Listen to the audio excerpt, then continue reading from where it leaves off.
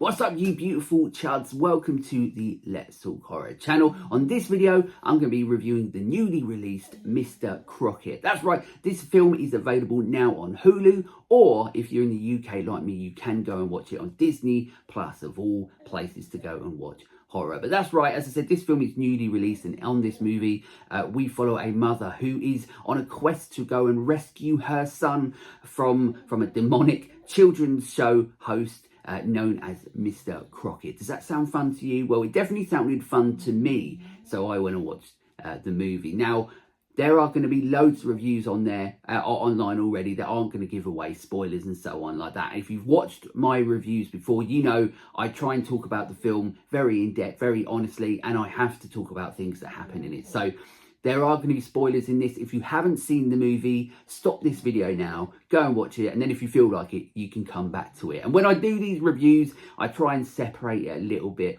so then that way I can really get the points across about what I feel about this movie. When I do reviews, they are essentially just me getting off my chest about how I feel about these movies, and maybe you will feel the same, or maybe you think I'm talking absolute shit. But I try and separate it into pros to cons, and also an overall sort of way I feel about the movie. So let's get right into the pros of Mr. Crocket.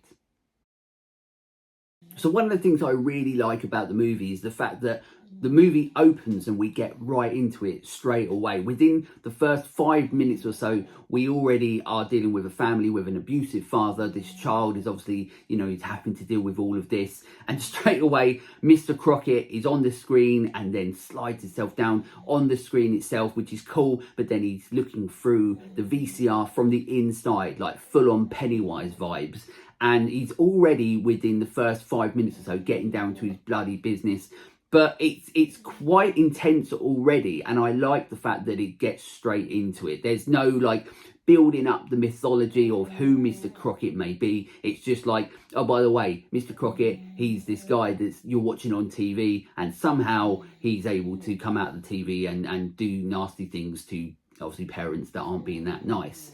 From the start as well, we get some incredible practical effects, and this movie that's going to be one of the standouts from this movie, is that if you are someone like me that grew up obviously with practical effect movies and in love and absolutely in awe and absolutely adore practical effects movies, well, this is another one just to see off that merit alone, because you've got some really gnarly sort of kills and deaths and so on in this that are very sort of unique and feel very original, such as there's a moment with a gun. I'm not going to go into too much, I don't want to spoil everything for you, but with a gun and a bubble, and straight away you're like, well, how does that work? That sounds a bit weird. Well, guess what, it does work, and it works for this movie. So those sort of things, it does have the blood, it does have the guts, but also it has some very good monster and creature designs in this as well, who also, like, when they talk, they're hilarious as well. So there is some humour with them as well.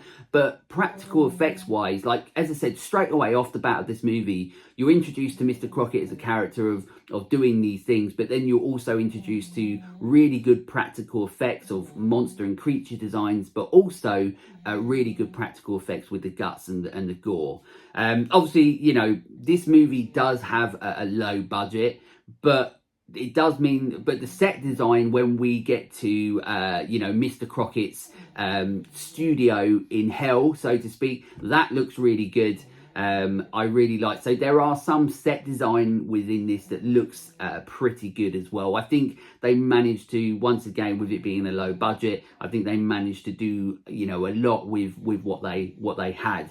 But one, obviously, the main sort of standouts from this movie that isn't just, the practical effects and the blood and the guts and the gore that obviously a lot of horror fans come for, is the performances throughout are all, to be honest, very good. There's quite a lot of characters and people within this movie, and I'll get into that a little bit as well.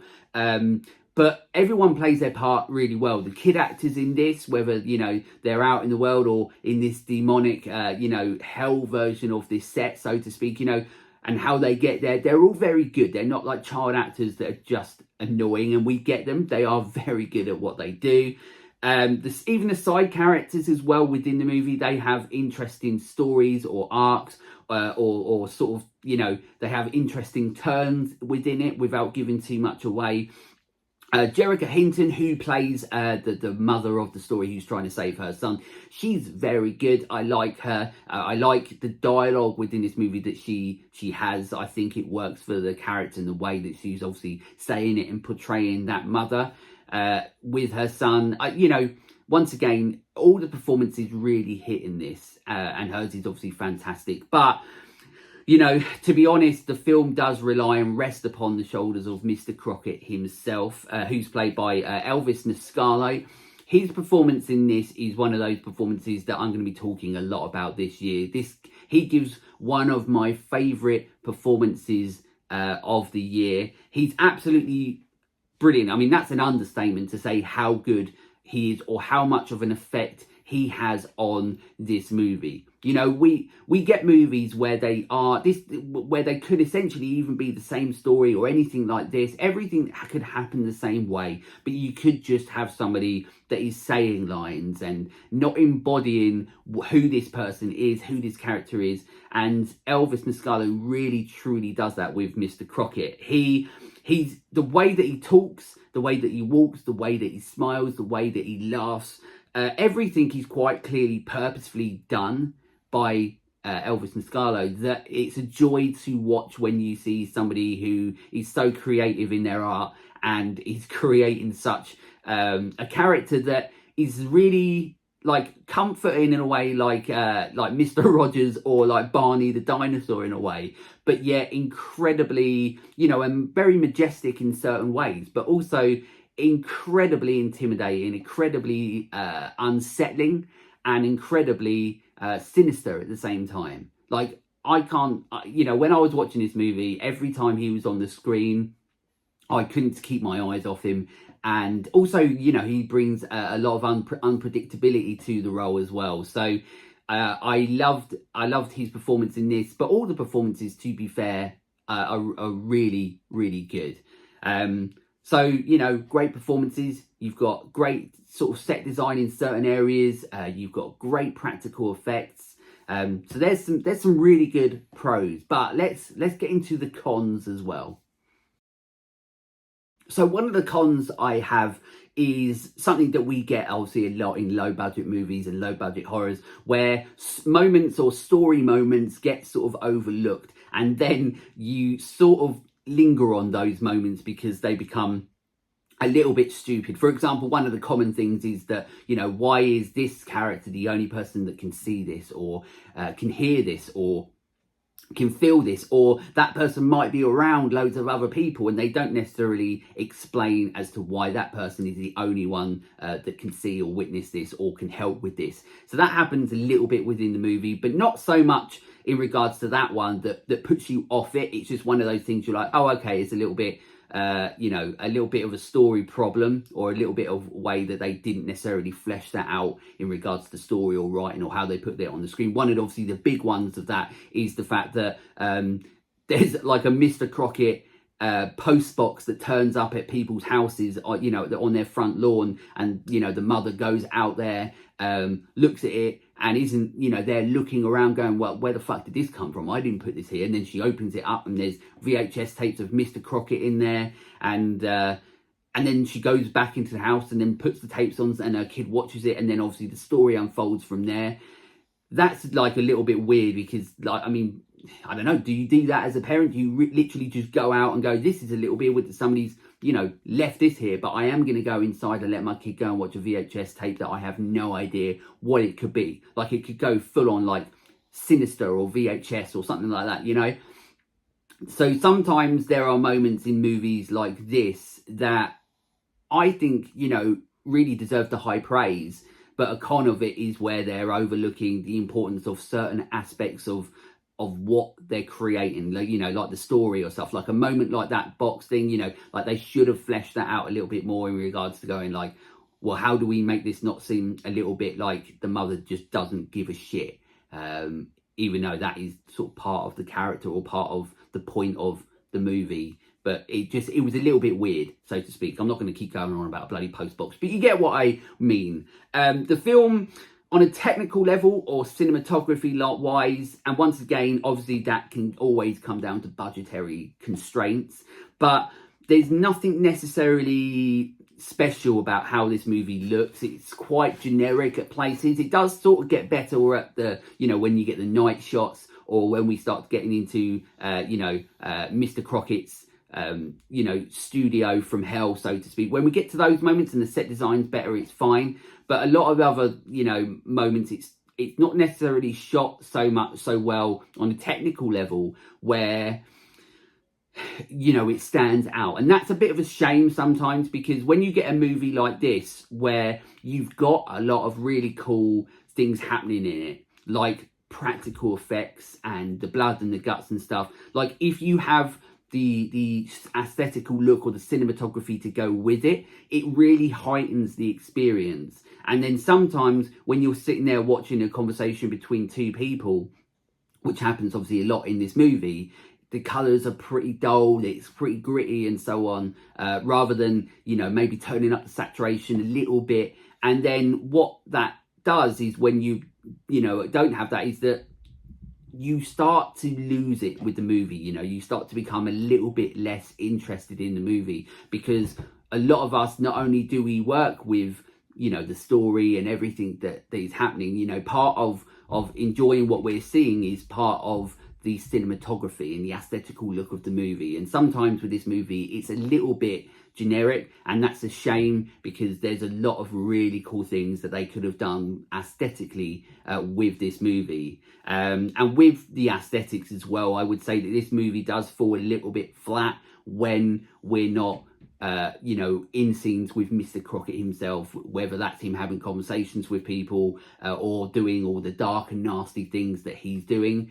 I think that's, but also it's difficult, isn't it? Because you can't just necessarily just have an entire film where every single scene is him doing something that, that we want to see, but also they're trying to create a film with story. So it's difficult, that, because, but then I suppose that's also turns into a bit of a pro for the movie, because it goes to show that they've created such an interesting character with Mr. Crocket, or the things that he does you want to keep seeing, that you want more of that. But at the same time, it does mean that the other moments in the movie fall a little bit flat. And then also there's a little bit weird, like there's a bit at the end of the movie where it's essentially Mr. Crocket is, it's essentially exposition, where he's telling you, he's doing his story time, and he's telling you essentially why he is, and why he is, this thing that he is, this demonic sort of entity or whatever he is, how he got there. And that's a little bit weird that, like that's his story time, and that's what he's telling, because it's essentially, it is just him sitting there telling us as the viewer how he got there. And it's always a little bit weird when they do that in movies, because you're like, maybe is there a different way you could do that? But then at the same time, we do learn a little bit more about who Mr. Crocket is, and how he sort of came to be this sort of demonic entity, so to speak, that he is. But yeah, so there's some cons. They're not massive ones, but there are things that might get in the way of some people enjoying this movie more. But anyway, let's get into how I feel about this movie overall. So for me, really, this movie was going to go one of two ways. I heard that it was coming out. I watched the trailer. It was interesting. But from the trailer itself, I knew that this was going to go one of two ways. This was going to be really shit, or I was going to enjoy it. And I'm happy to say that I did really enjoy it. As I said, when I do these reviews, I go through pros and cons. But ultimately and overall, I'm going to have, an overall impression of what I think about the movie. I just like to go into a little bit more detail, because I don't want to just do a review that's not constructive. I just want to try and be very honest and as I said, be as constructive as I can.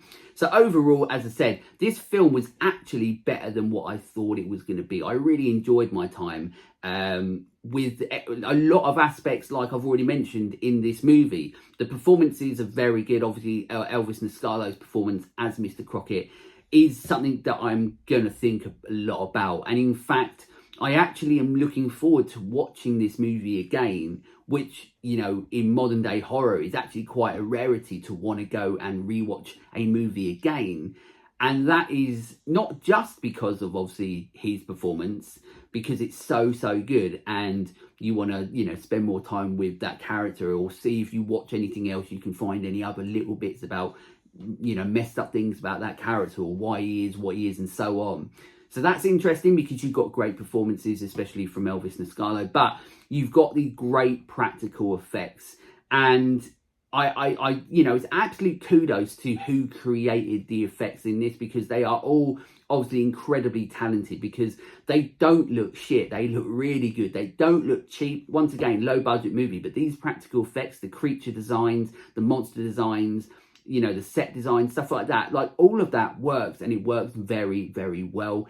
I love the creature designs, and I hope that they sort of release sort of like videos or pictures or something behind the scenes of them creating them, because that's something that I always absolutely love watching. You know, like I've already said, I was brought up in the age and the time of when practical effects were the thing, and I was, as a kid, I was in awe of how they created, and you know, these amazing you know, the art that we see on screen with practical effects, from the designs to actually creating them. And you know, for, like I said, for a small low budget movie that's not going to obviously the cinemas or anything like that, they did a fantastic job with the practical effects. And as I said, not just the creature designs, but the deaths and the kill scenes themselves are very unique, very creative. And that's one of the things that this movie really has going for it, is the fact that it is creative, it is unique, it is unsettling. The film is unsettling.